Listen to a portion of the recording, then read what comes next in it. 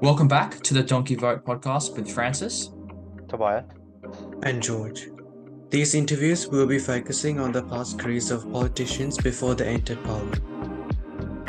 With a strong intention to our audience that anything is achievable no matter what you studied in university or college. If you like this sort of content, please make sure you like, subscribe, comment, and share with your friends. Also, we are on YouTube and Spotify, so make sure you follow us on those platforms. Make sure to follow us on Instagram as well to keep updated with the latest episodes and reels that we release. Enjoy the interview.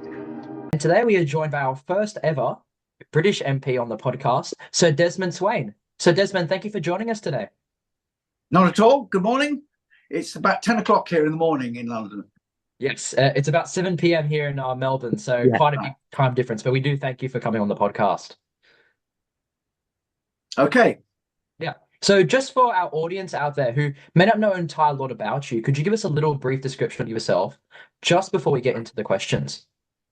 Right. Okay. So I'm the Member of Parliament for the New Forest. The New Forest is a national park on the south coast of England between the cities of Southampton and Bournemouth. It's a very large forest that was created in the 1060s by William the Conqueror. So it's a very precious area, but I've got a population of about 120,000 people in the small market towns that populate the parliamentary division. I've been the Member of Parliament here for 28 years. Prior to that, I was both a teacher, a banker, and a soldier.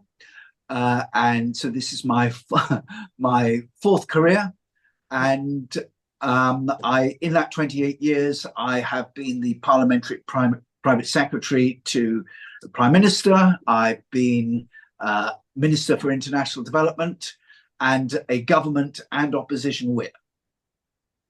So quite a lot of different sort of roles in Parliament there, from being a parliamentary secretary to the Prime Minister to being an opposition and government whip. So you've had a fair few different sort of perspectives in Parliament from your time being there for nearly 28 years, as you said. Yeah. Yeah. Yeah. So I think we'll get straight into the questions there, Sir Desmond. So my first question to you is, how was your high school and university life? And do you have any memorable moments you'd like to share for the podcast? Well, it was because of my school and university life that I became very interested in politics. It was a very intensively political time in the mid-70s. In those days, we were very reliant on coal for our electricity supply, and we had a series of strikes by miners, which brought the country to a standstill. At one time, we were running on a 3-day week. I did my revision for many of my exams by candlelight. Wow. And there was an intense political strife over the industrial strife. And Mrs. Thatcher came into the leadership of the Conservative Party, determined to roll back the power of the trade unions, a great deal of political controversy. And that was the background to my education, both at school and again at university. So they were highly charged political times, and we were in the thick of it. So it was that gave me a particular interest in politics. And also, I mean, the reality is that I went to a single-sex school, and the only way you got to meet girls, a boarding school, was on the Saturday night debating society. And so I got involved in debating merely as a means of meeting girls from the high school down the road. And through getting involved in debating, I discovered that I rather liked the sound of my own voice and enjoyed the cut and thrust of debate. So putting those two things together, I always wanted to be a politician, but I knew I had to acquire the dignity of age beforehand.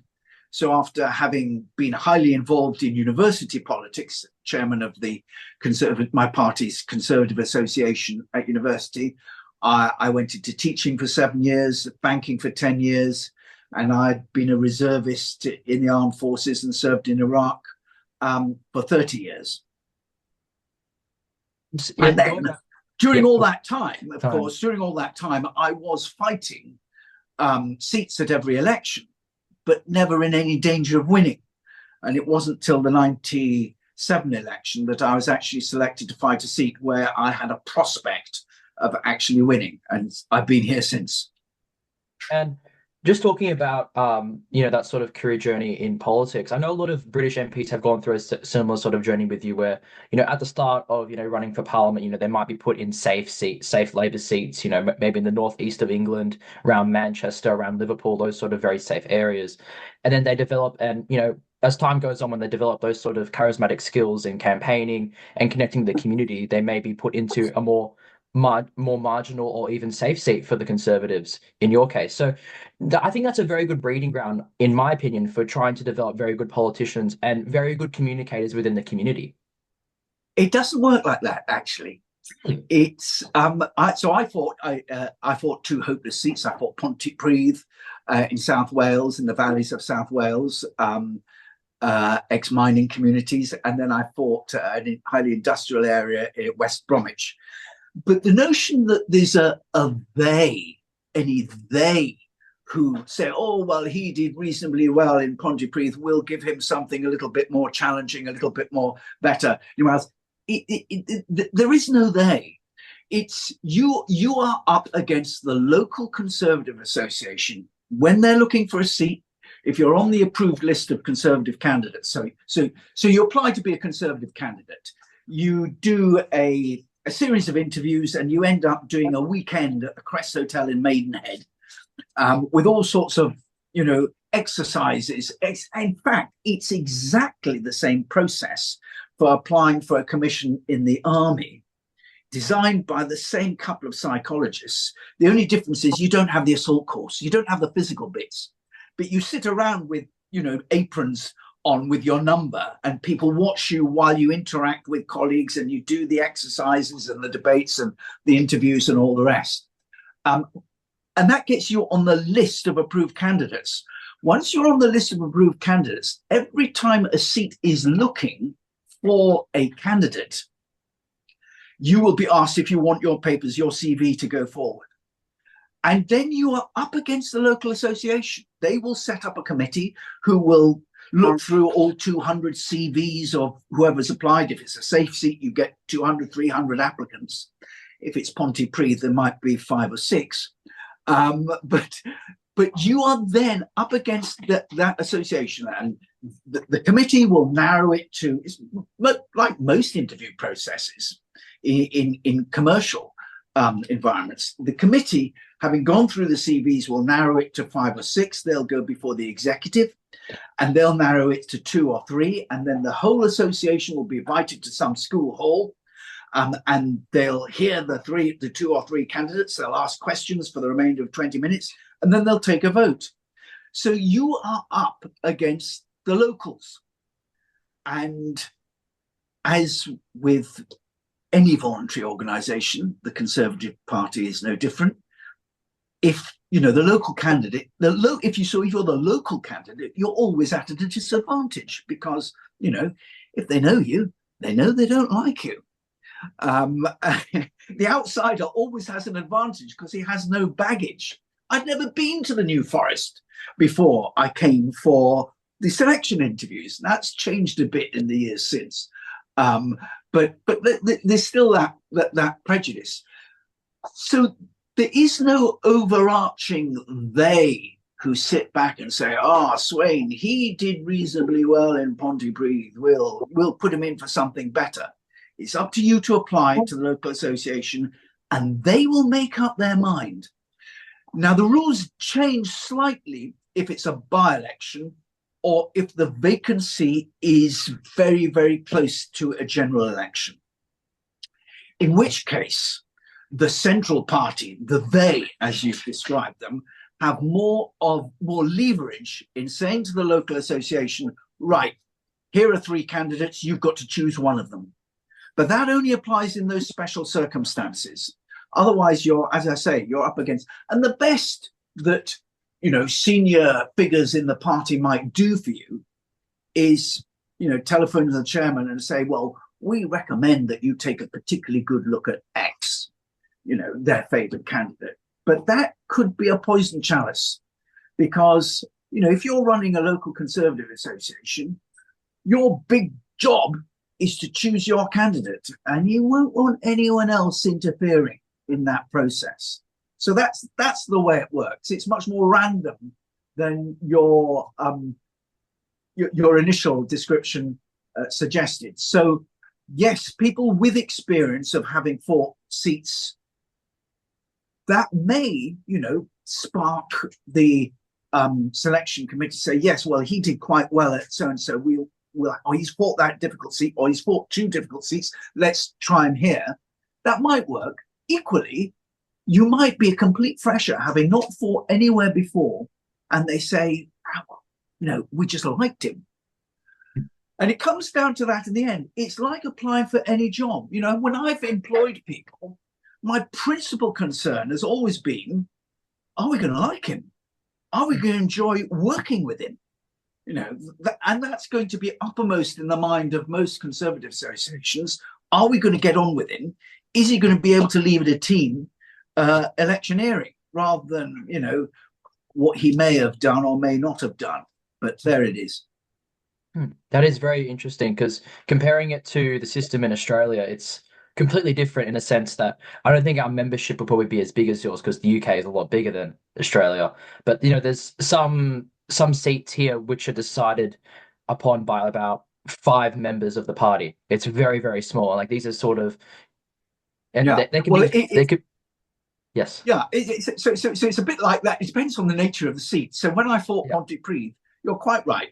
I was unanimously selected by all 5 members of the Conservative Association. But when I was selected here, we had 3,000 members, and it's gone down since. But like the membership of all political parties is in decline. People just don't join things anymore. But when I was selected here, it was by 3,000 that we had 3,000 members, of which at the final selection, 500 turned up at that meeting in a school hall and took a vote. But yeah. So it depends, and maybe some parties that I'm describing the situation as it is in the Conservative Party. Yeah. I haven't got the experience to tell you what it's like in the Labour Party here. I suspect it's rather different because they give so much more leverage to trade unions, so the local trade union branches would have more of a say. We don't have that in the Conservative Party.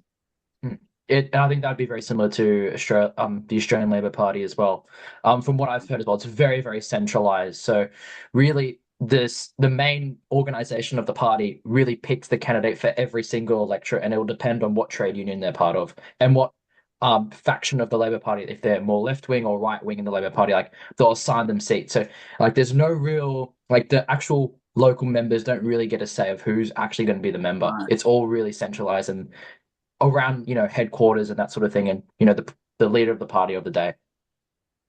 Yeah, well, as I say, it's certainly in my own party, it is usually pretty well exclusively the choice of the local members as to who is their candidate. I think there's a certain I think it's certainly more democratic. 100% agree with you there. And at the end of the day, it's you want the local people to be deciding who the candidate is. You don't want some person maybe up in London or down in London, deciding who the candidate for one of the seats, say in Manchester, is. Like, what are they going to know about the actual area and like the demographics? So it's important that I guess local members get the say of who they want to have as their member of the parliament. That is certainly true, but as I've said, the prejudice of local members is that they usually select someone from elsewhere. Exactly. Simply on the grounds that if you've been working and part of a Conservative association and all the rest, you will, as in any voluntary organisation, have made many enemies and run people up the wrong way and all the rest. And if you've got some fresh new face that nobody's got anything against, inevitably they're at an advantage.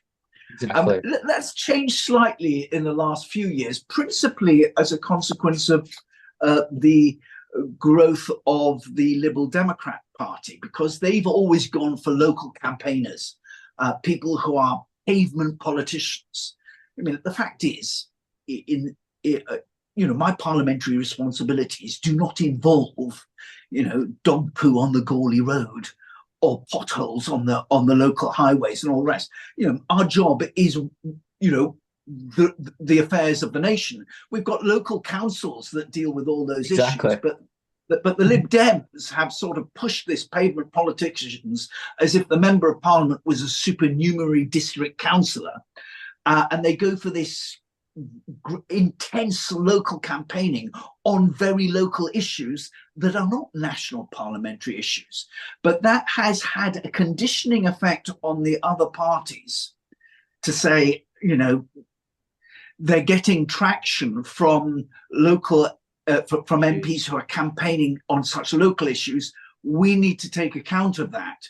So what's happened, the effect of that in my own party has tended to be that, they still favour outsiders, but they'll select them much earlier than they used to, in the hope that they will move into the patch and start, local campaigns of all sorts. And it does mean that now, with the getting onto the initial Conservative Party list of approved candidates, it's much more oriented towards, what's he going to be like as a campaigner? Not just as he's ideologically 100% pure, as it was in my day. If you hadn't been a member of the Communist Party and you've got one eye either side of your nose, you were pretty well in. But now they're much more choosy about getting people who are going to be effective campaigners onto the list. I think that's similar also to Australia, because as we've seen in previous elections, I don't know if you've been keeping track of a lot of them, but there's a lot of safe, Liberal, or as Liberal Party here is the Conservative Party equivalent in the UK, but a lot of the safe Liberal seats have been won by independents. Even, the Labour Party's been starting to take those sort of seats, and it's been really around local sort of campaigns. And these might be senior Liberal, like former treasurer in Australia, Josh Frydenberg, whose seat was in Kooyong, which is a very Liberal, very safe Liberal seat. I think there's been the longest serving Prime Minister, Robert Menzies, that was his old seat, and we lost it to an independent because they ran a local campaign, and they campaigned on the fact that Josh Frydenberg was so focused on being the treasurer of Australia that he wasn't focused on the local issues in the area around. And there was a huge demographic shift in the area. Like a lot more younger people were moving in, a lot more focus on climate change, a lot more focus on those sort of issues. So it was a whole dramatic shift, and we saw a lot of our safe seats be taken by independents in a sense, and also Labour Party starting to pinch in and take some of those safer seats as well. Right. Well, we've just had a general election in July in which many safe seats on the Conservative seats fell in the same way, but it wasn't due to any campaign by independents or local issues. It was very much the national swing. The reality is that people were fed up with the Conservatives who had been in since 2010, even if only in coalition for part of that. But basically, it'd been Conservative-led government since 2010, and they'd had enough of us. And in a first past the post system, you do get very large swings. We have a slightly different system to yours. You have the alternative vote. You just get one cross in the box, and it's the beautiful simplicity of the candidate with the most votes wins. The votes don't have to go into some sausage machine and come out the other end with a result that nobody quite understands how you got there. We did have a referendum in 2011 on whether to move to your system, and we decided not to. We decided to hold on to our own system. But certainly in this last election, even in my own seat, which is regarded as ultra safe, at one stage the national newspapers were predicting that we'd lose this one. And in the event, my majority went down from 25,000 votes to just about 5,000 votes. So went down from 60% of the total vote to 35%. You know, these are huge swings that we've never been used to before. It's certainly the case that the electorate is becoming more volatile. I mean, it used to be we had two tribes, the Labour tribe and the Conservative tribe, and people were tribal. No matter what happened, overwhelmingly they stuck to their tribe, and the election would be settled by a small swing between the parties. That's changed. I'd say that the tribal vote is down to about 24-25% for the Conservatives, and probably a little bit more, nearer 30%, 27 to 30% for Labour. And the rest of the electorate is up for grabs. So you've got a much more volatile election, much greater swings. And of course, we don't have your system where the voting is compulsory. So a very significant proportion of people won't vote at all. And do you think that's because of the fact that major political parties' membership are decreasing rapidly? So a lot of people don't really, like a lot of young people specifically, don't really identify with a political party themselves, and they can swing rapidly between, you know, Labour or the Conservatives, or even the Lib Dems, even Reform as well, as we've seen in the election last month. Do you think it's mainly Yes, because that is exactly the case. That's exactly what has happened. Whereas in the past, families would tend to vote as their parents had done,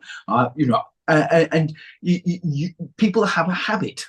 And, you know, I've always voted Conservative. You know, that you hear again, I've always voted, and that was what I got on the doorstep this time. I've always voted Conservative, always, Mr. Swain, and that was Reform. You know, huge frustration principally about the level of immigration, huge frustration about that. And here you've got this shiny new party called Reform offering to, you know, do what the Conservatives have said said they would do, but haven't. And that was principally the diminution, responsible for the diminution in my vote. It wasn't that the Labour vote went up, actually it went down. The Labour who came second, their vote went down. It was that I lost votes to Reform. literally, yeah. And I'm just looking at your results. And to people who couldn't quite bring themselves to vote for Reform, having always been Conservative, but decided to stay at home instead. Exactly. Yeah, I think turnout was much lower across the whole of the UK in the last election, so a lot of people just stayed home. But yeah, I think we'll move on to another question here from Tobias. I think this is more around, we'll move away from the conservative side of politics and around, you know, your political politics in the UK, but we'll move more towards education and your role as a teacher back in the day. Yeah. Prior to Parliament, you worked as a economics teacher, teaching in Charlottetown and Wrexham College for nearly 8 years. What are some of your highlights as a teacher, and would you advise young people to go down the path of becoming an educator? Well, it was fantastic. I really enjoyed it. It's a very it's a great career if that turns you on. I mean, because not only are you interacting with young people the whole time, which keeps your mind, you know, agile, and you know, it can be hugely amusing teaching young people. I was teaching, you know, 17, 18-year-olds, 16, 17-year, 18-year-olds, A-level economics. Economics, I'm sure you're aware, is the most boring subject known to man. I mean, I taught what's called pure economics, which is just economic theory, macro and micro. And you know, it is desperately dull. It's applied maths, that's all it is. The science of large numbers based on statistics. And part of the problem is many people, having done their what in Britain are called their GCSEs or their O-levels, you know, you do 10 or 11 subjects till you're 16, and then you choose 3 to take on at A-level. And lots of people, because economics wasn't offered at the lower level as part of those earlier exams, you know, people who hadn't done very well would think, oh, I'd start something completely fresh and new, economics. I've never heard of that before. and particularly those who hadn't done particularly well at maths, choosing to do economics A level was always a mistake. So I always found you had to have strategies to deal with people who weren't particularly interested in the subject and or weren't very good at it. My results were pretty good, but it was hard graft, and you had to have all sorts of strategies to keep yourself amused, because if you're teaching the same subject every year for 7 years, the boys used to complain that it was dull. What did they think it was like for me? As I say, the most boring subject in the world. So I had all sorts of strategies to keep myself amused and them amused. And, I could circumnavigate my classroom without touching the floor, getting round on the dado rails and up over the blackboard and out one window along the ledge and in the other. And I recall on one occasion, the bastards locked me out between the two windows. And there I am on the second floor of the building with my academic gown blowing in the wind like Batman, just hoping that no one in the classroom below or on the L shape of the building was going to look up and see me there. But we had a great time. And so not only have you got the teaching, but you're on the sports field every afternoon, coaching rugby or fives or hockey. And then, you get to take a canoe trip down the Moselle in Europe during the summer holidays. It's a fantastic life teaching, thoroughly enjoyable. But you've got to have vicarious ambition, because in 20 years' time, you'll be there saying, Hobbes Minimus, I taught his father, very intelligent boy, he'll do well.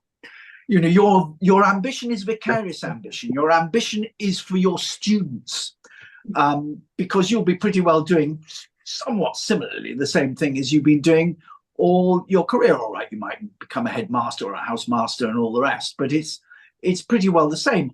I thoroughly enjoyed it. And if I had to go back to another job, I'd go back to teaching rather than banking. But I'd always wanted to be a politician. So I saw my career as a temporary one. And when I wanted to get married, my fiance was in the City of London working in the insurance industry. And I felt because I regarded my career as a temporary one, and I always wanted to be a politician, I regarded the onus being on me to move to London rather than her give up her career. If I know she'd want to stop and raise a family quite so soon afterwards, I might have made a different decision. But I felt the onus was on me to move. And so I moved to London and got a job with the Royal Bank of Scotland in their Treasury division, putting in computer systems of the cutting edge kind, which only goes to prove what I'd already learned in teaching economics. I'd never done any economics before I taught it. I was always a few pages ahead of the pupils in the standard textbook.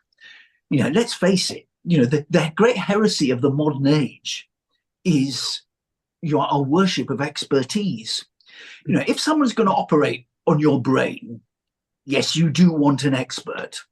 But beyond that, and perhaps teaching French to infants, most people can do most things.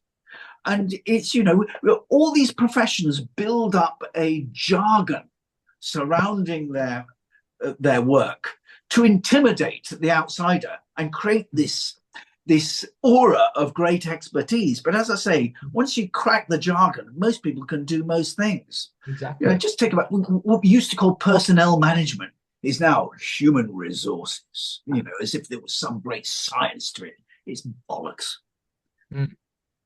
And I think, a lot of people, who might go to university, get a lot of, some sort of, what we describe maybe as useless degrees, and go into studies, maybe, I know here we've got some degrees around gender studies and all these sort of Yeah.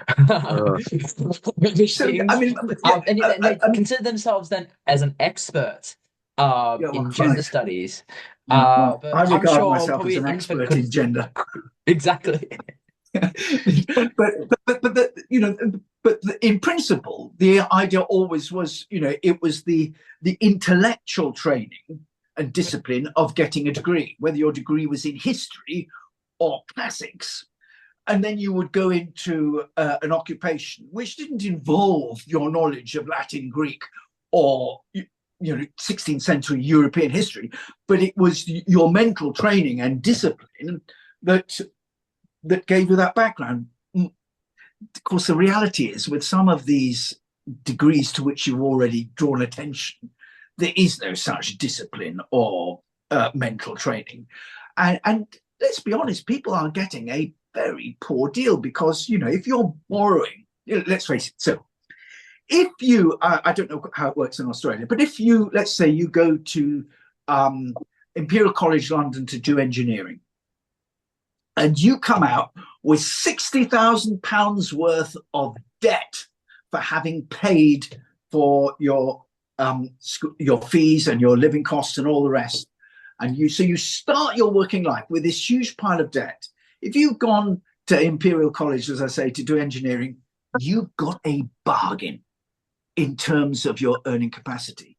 But if you've gone to some, provincial university to do, well, as you say, gender studies or, media studies or psychology, and you've been ripped off because you come out with that debt and there's no way that you're going to be able to command incomes to repay it. So I think that, whereas I did a degree in theology, my speciality was the heresies of the late Middle Ages, I'd be much less inclined because I did that. Why did I do that? I did it because I was interested in it. I found the subject fascinating. But now if I were doing that again, if I were going to university again, I think I'd be much more sad because in my day it was free. Yeah. In my day, only 15% of us went to university. And, the taxpayer basically provided. Now with 50% of people going to university, which I think is a huge mistake, there's much less finance to go around for it. And therefore, there's a much fairer balance between what the student pays and what the taxpayer pays. But now, I think if I were making that decision, I would be much more choosy about the type of investment that I was making, rather than doing something of pure academic interest, which I think is a shame in many respects. But hey, if you're going to end up with, as I say, the best part of £100,000 of debt, you really want to make sure that you've got something that's going to be an earner. 100% agree, because a lot of people who do say like a Bachelor of Arts here, it's a very sort of loose degree. Like, there's a lot of things you can do with it, and a lot of people who do it here might as well. Sometimes they just do it for the sake of doing it, but there's a lot of people, I believe, who go to university who really shouldn't be there. They should be doing, a trade. They should be, maybe working as a carpenter, builder, something, electrician, something along those lines. And, in Australia, I don't know if it's the same in the UK, but we've got a huge skills shortage in those sort of key industries. And we've got so many people going to university who are getting quite useless degrees, which they probably won't get a job in the future. And there's not enough demand in those industries for them to have an occupation in the future.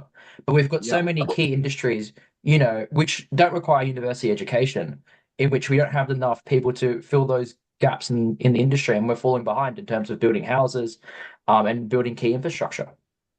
It's exactly the same here. Exactly the same problem here. And the reality is that, why did I go to university? Well, in some respects, it was a luxury consumer good, and it was free. Hey, if it's free, I'll have one too.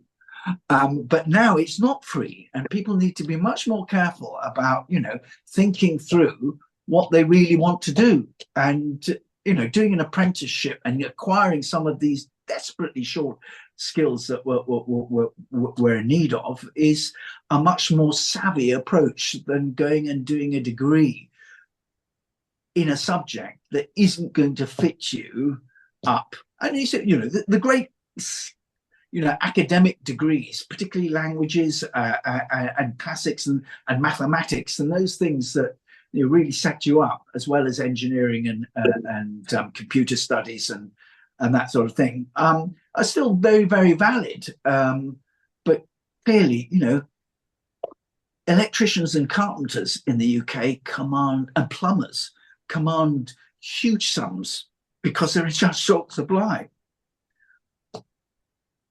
Exactly, exactly.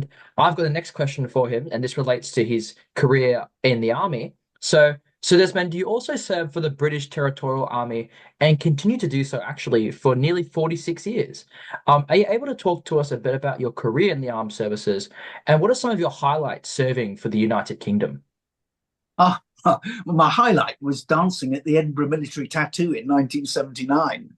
Oh, As a Highland dancer. I joined at university. I joined the Officer Training Corps. I think it was my equivalent of joining of Beau Geste joining the French Foreign Legion. You know, I was suffering from the pangs of unrequited love, and I joined the Officer Training Corps, and I just never sort of got out of it. I never considered it as a career. I mean, I know several of my contemporaries in the Territorial Army, which has now changed its name. It's now just called the Army Reserve. But in my day, it was had a separate ethos to the regulars, and many of my contemporaries did consider themselves as having a military career. I never did. I was just went along and strangely survived. So I did many years service, as you said, doing a minimum of 28 days a year military service, but often, significantly greater than that. But my only operational service was in Iraq, the Iraq War in 2003, when I did 6 months in Iraq. And it was, a great experience, but I was very glad to get home in one piece. But I enjoyed it. It was one of those things where, it's, there's great camaraderie. You have huge number of, yes, you have very tough times and all the rest, but you tend to forget that. You tend to forget how awful Sandhurst was. The officer training at Sandhurst was ghastly. And you wonder, if you'd known quite how ghastly it was going to be, would you have done it if you'd known beforehand? But once you're past these things, you look back, and you imagine that you actually enjoyed them because you got through. But there are elements of that. But for the most part, I thoroughly enjoyed the Territorial Army. Had a great time, made huge friendships, and did a worthwhile job in many respects, and what's more, got paid. So that's the way I've always sort of looked at it. I know some people take it much more seriously and build up a skill set in it, which is the envy of the regular forces. Certainly when I was doing my training for Iraq, I was being trained by the experts in biological and germ warfare, chemical and biological warfare, who are all TA soldiers. It's just that because they had become particularly interested in that aspect of military training, they had become the all-time experts and were training regular soldiers in those disciplines, how to deal with biological and chemical threats. So, as I say, there are some people who specialize and become even more skilled than the regulars in certain niche areas. I was never one of those. I was always a generalist who really wouldn't have been any use to anyone. And I was going to actually ask as well, Sir Desmond, so you served in Iraq while you were a parliamentarian, while you were in Parliament. Yeah. So how did that work actually? Like, did you just take time off Parliament to go to Iraq, or how was that overall? Because you probably would have been the only member of Parliament in Iraq at that time. Yeah. So what happens is, if you're in the Territorial Army, and there is a need to mobilise the reserves, you get called up. Now because there is quite an onerous administrative process for people who say, no, you can't call me up because either they or their employer can appeal on the basis of special circumstances. Clearly, you want to avoid that administrative process. So what they did beforehand was they issued an instruction. And I remember it coming through in the post saying, this is not a call out notice. But if you were to receive one, would either you or your employer appeal against it? And I ticked the box saying, no, I wouldn't. And so when a few weeks later the notice came calling me out, and my wife said, "Gadzooks, how could this possibly have happened?" Of course, I hadn't told her that I ticked the box in the way that I had. And she, her view was, well, surely, as you're a member of parliament, you can't possibly go. And to which my answer was, well, how would that read in the Mail on Sunday? Member of parliament shirks his duty. And the reality is, we're in opposition. Labour had a huge majority. We lost every division in Parliament by 80 votes. Was it really going to make any difference if we lost by 81? And actually, what I did, this was before mobile phones, could do absolutely everything. I bought a satellite phone, and I bought a little dish called a BGAN that you plug into the back of your PC and point at the satellite, aligned to the satellite. And actually, I was swifter at returning constituency correspondence than I was when I was in Westminster, because what would happen was my secretary would give me a précis of every letter, because we used to get letters then rather than emails, and she'd put it in an email. I'd pick it up on my PC and email responses back to her, which she would then send. Whereas when I was in London, what I'd do, I'd dictate on a little tape. And so I'd go along, get the mail one day, dictate, take back the tape to her, and collect and sign yesterday's letters and take today's letters. And given that process, actually it was quicker. I was quicker on the turnaround in dealing with all constituency correspondence when I was in Iraq, because as in any military theatre, you will spend 48 hours at full tilt, 36 hours at full tilt, and then not very much will happen for 10 days. And so I had plenty of time to do that.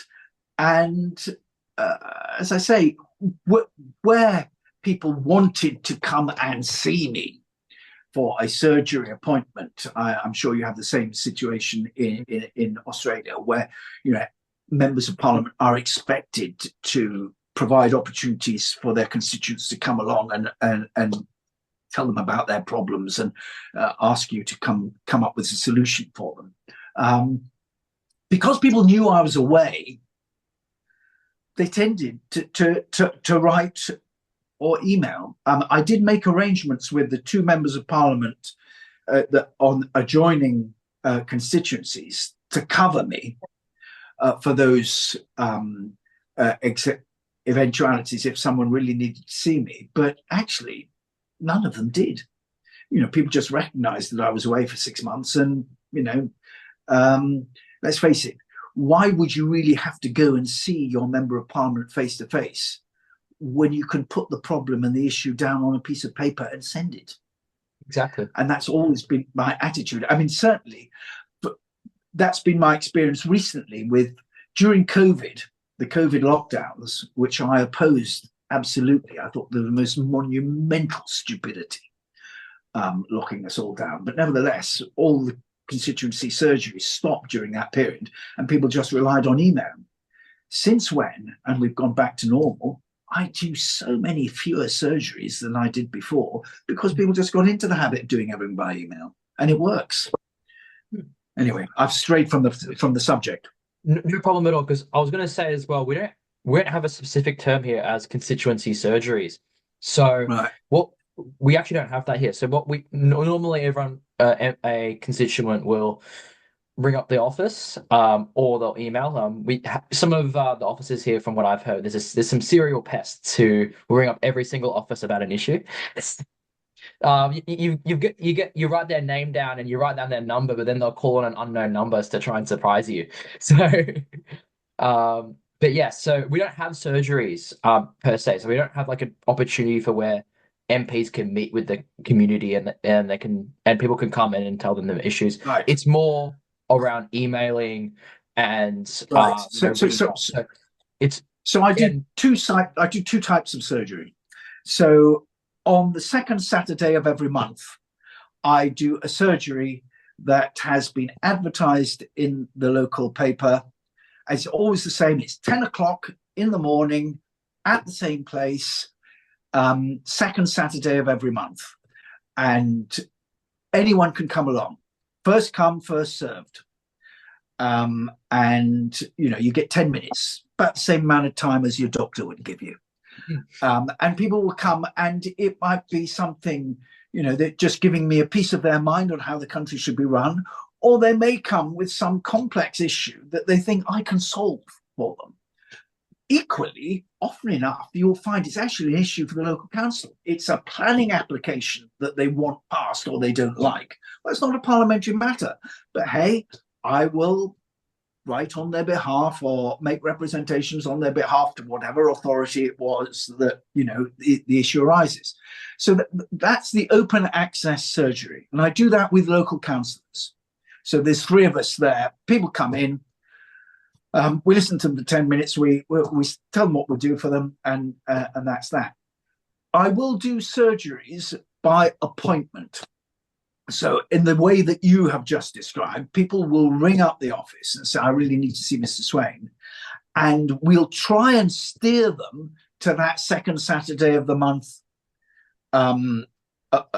standard. And most of them fall for that. But equally, if it's a local business, I will go and visit them at their premises. Or if they are disabled or have no transport, I will make arrangements to see them either at a local community centre or at their home. But there's very much less of that than there used to be.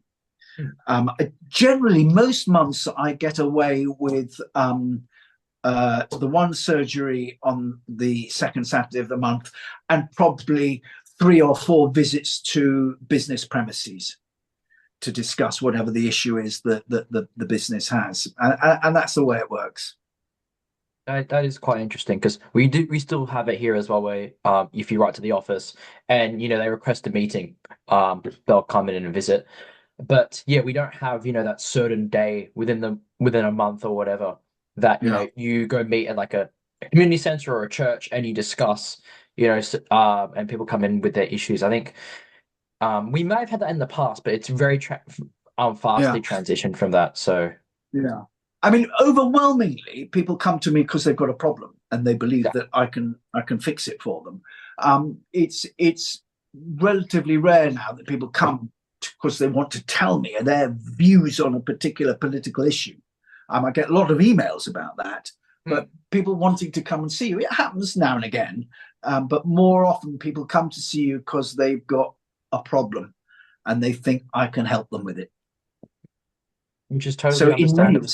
in many respects I've become in certainly that aspect of the job a glorified social worker, literally. At that point, if you're really just at that, I mean, sometimes MPs, like a very local MP, could just be like a social worker at that point. If they don't have a ministerial position or they're not part of shadow cabinet or cabinet, they really are just a social worker, when you think about it. Well, so the issue is this. My job is, I'm a member of the legislature. I am elected to do 2 things at Westminster. One, to hold the government to account for its stewardship of the nation, to ask awkward questions, to be there, at every departmental question time, asking the awkward questions, being on a select committee, again, interrogating ministers and civil servants about the issues that they're supposed to be dealing with. That's part of it. The other part of it is I'm a legislator. I should be scrutinising, government legislation to make sure that it is fit for purpose and putting down amendments to make it better and all the rest. Clearly, if I'm spending a disproportionate amount of my time answering emails or worrying about, problems that are not parliamentary matters, that really should be dealt with by their clinician or their local councillor, be it or whatever, then clearly that is time taken away from what is my proper responsibility as a member of parliament. Now, many members of parliament will employ caseworkers and assistants to deal with the social worker side of the job for them. And I think that's entirely understandable and proper, because otherwise, if you're spending all your time doing as you described, being a social worker, then what about what you were properly elected to do? Exactly. And so that works. I'm somewhere in the middle, in that I do answer all my emails, or I do at least read all my emails. And so I will have seen everything that people have sent me. And actually, I answer my correspondence now. If people send me a letter, I'll answer it in manuscript. I'll do it, because I get so few letters, I may as well just answer them, handwritten. But my emails, I will have read all the emails, because I think, if you've emailed your MP, I just have this expectation that he or she really ought to have read it. But what I then do, I do the triaging. So I will have read every email, which is quite an onerous task, a couple of hours a day at least. And I will then send it to my various members of staff, either with an instruction or with, if it's obvious what I expect them to do, which often it is, just send it to the right member of staff that deals with that type of issue, because I've got a member of staff that specialises in what are the work should probably be the work of local government, be it the county council, the district council, or their or whatever it is. So any of those problems go to one member of staff. If it's another sort of casework problem, it goes to another. And if it's an issue that I'm not on top of and not briefed on, it goes to my researcher to find out all about it and come back with a suggested course of action. So that's the way I deal with it. But it still means that I'm spending a significant amount of time every day in dealing with issues that are not parliamentary matters, often enough. But hey, there it is. It is the job at the end of the day. So, and yeah, it really is. So I think we'll move on now to our next question for you, Desmond. This is from Tobias. So Desmond, you've been in Parliament for over 27 years, witnessing over 8 prime ministers and 3 changes in government. What are some of your highlights from these 27 years in Parliament, and what are you looking forward to in the 5 years of Common House? The next 5 years. Right. Yeah.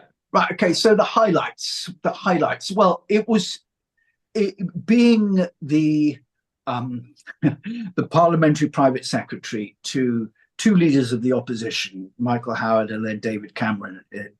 So that was 8 years, and then being David Cameron's parliamentary private secretary for his first 3 years as prime minister, first 2 years as prime minister. That was a fantastic job. You're right at the centre. You know exactly what's going on. You attend cabinet. You're a cross between a concierge, an adjutant, a military assistant, part salesman, part personal fag.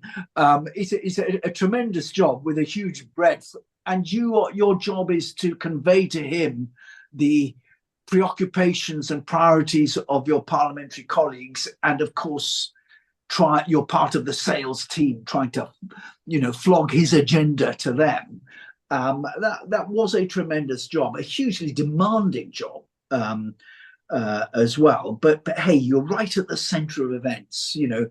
When extraordinary things were taking place, like the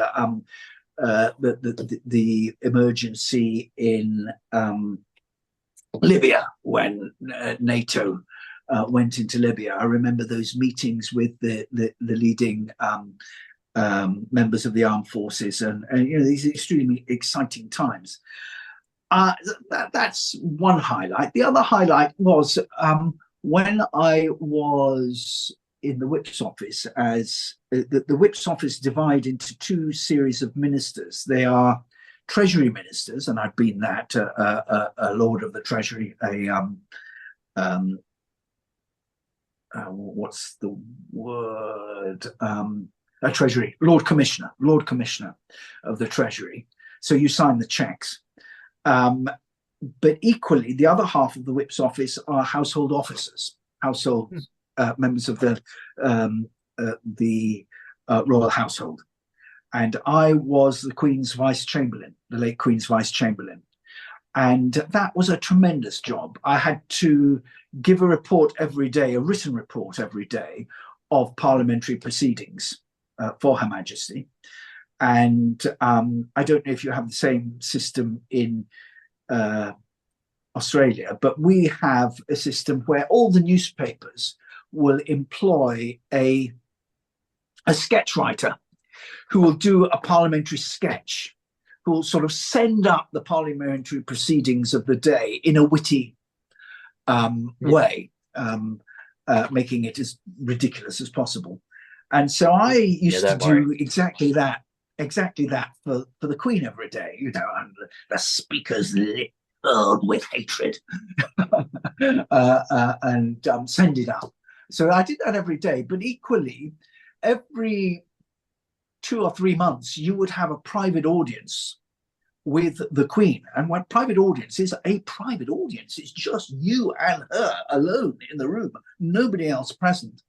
And that was for the purpose of, if Parliament had, let's say, made a request to Her Majesty of something that was in her gift. So, example, if there was a job like a member of the Electoral Commission, if that job's a Crown appointment, Parliament would suggest to Her Majesty that Mr. So-and-so or Mrs. So-and-so fill that job. And so a formal request, humble address, would be sent to Her Majesty asking for that. And I would take that to the palace and pass it to the Queen, and then I would then somewhat later go and get the reply and take the reply to Parliament with quite a procedure in Parliament when the Vice Chamberlain comes back and presents Her Majesty's answer, reads Her Majesty's answer to the assembled Commons.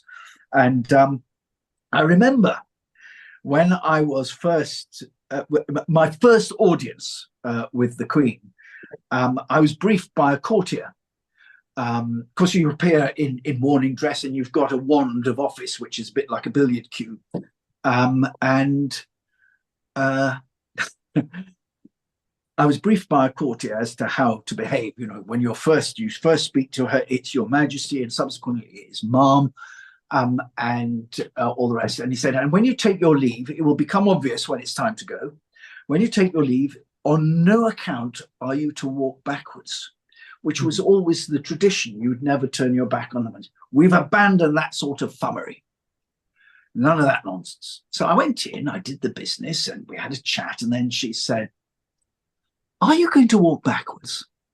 I said, well, actually, I was told not to.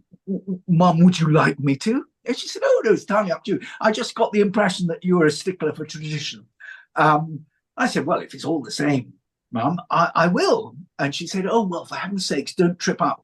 Otherwise, I'll be in terrible difficulty with the suits.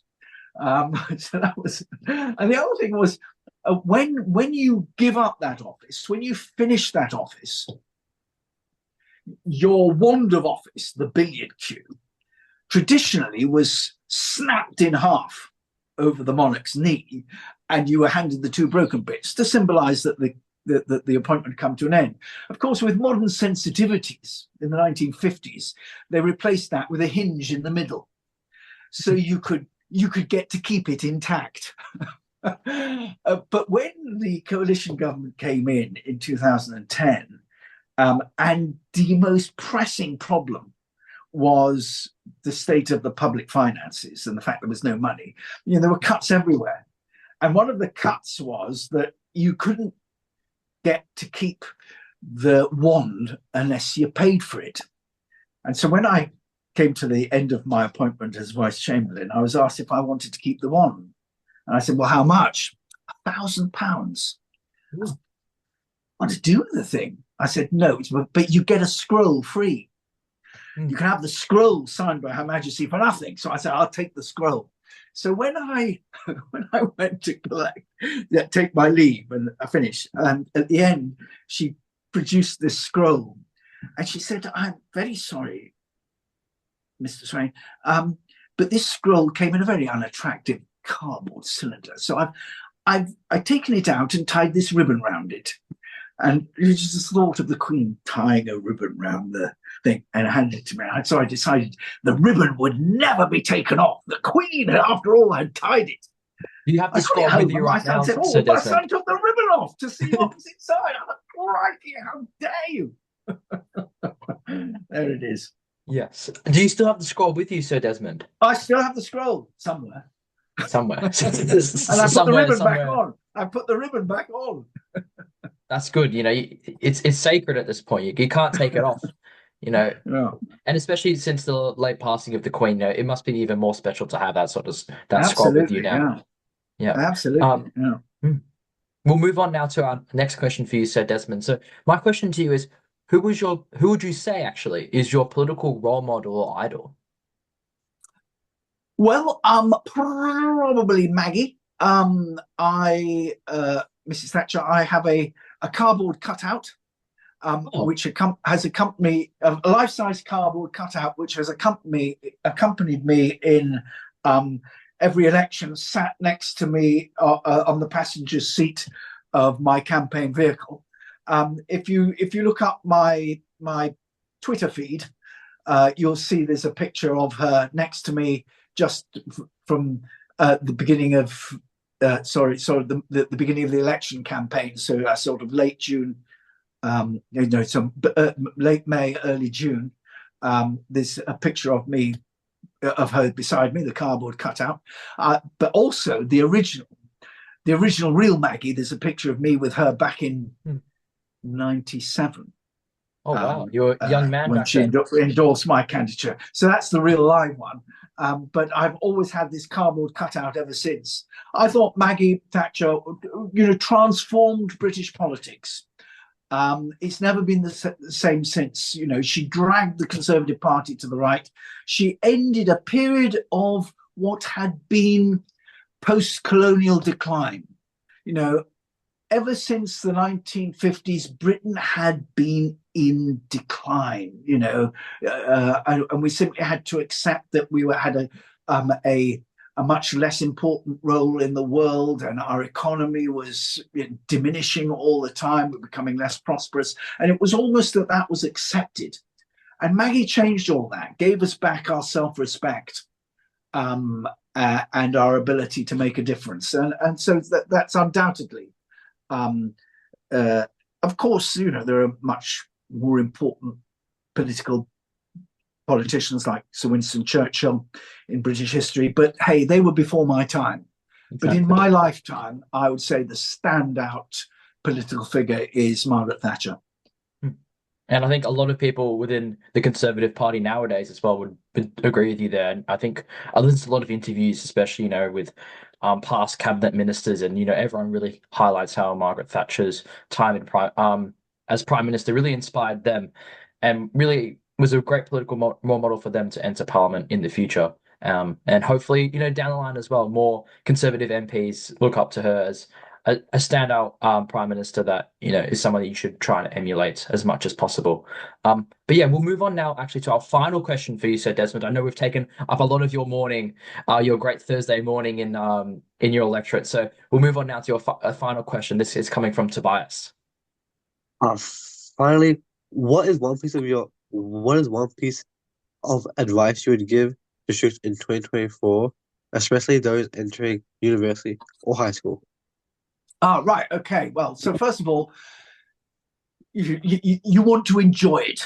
So choose the subjects that you are going to enjoy and that you're going to be good at. But you need to temper that also with what's going to get you particularly when you're going to university. I know it's so pertinent at high school, but when you're going to university, choose a subject because it's going to cost you money. You're going to have to pay for your living expenses. You're going to have to pay for your tuition fees. So you're going to come out having spent a lot of money. You want to make sure it's worth your while. So choose a subject that you are going to be able to make money out of afterwards. But equally, ask yourself that question. Do I really want or need to go to university? Would I be better developing a skill and earning on the basis of my expertise and skill set? Because you can prosper without going to university and without incurring that expense. For many people, it's the right decision, but be careful. You don't want to waste your time and money. But certainly at high school, choose the subjects that you're going to be interested in, because you'll tend to do better in the ones that interest you. Nobody wants to. You don't want to be picking economics and you hating it.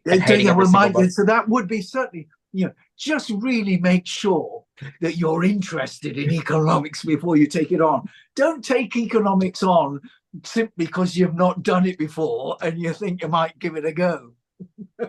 I know, but certainly because I thought I don't resile from the opinion that I gave you at the start. It's the most boring subject known to man.